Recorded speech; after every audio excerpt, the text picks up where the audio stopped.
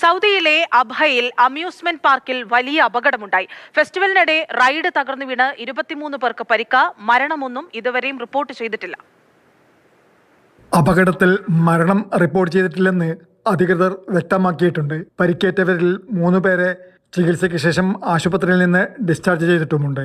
Saudi അറേബ്യയിലെ Abha നഗരത്തിൽ നടക്കുന്ന ഒരു ഫെസ്റ്റിവലിനിടെയാണ് അമ്യൂസ്മെന്റ് പാർക്കിൽ അപകടമുണ്ടായത്. സന്ദർശകരുമായി പ്രവർത്തിച്ചുകൊണ്ടിരിക്കുന്ന റൈഡ് തകർന്നു വീണതിനെ തുടർന്ന് 23 പേർക്കാണ് പരിക്കേറ്റത്.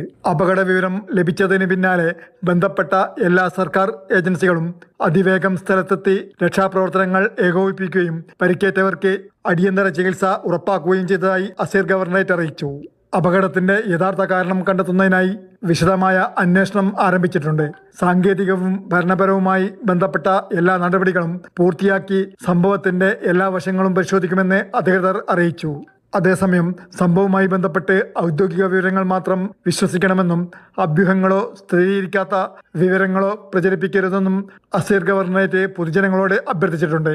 Mathrubhumi news, Saudi Arabia.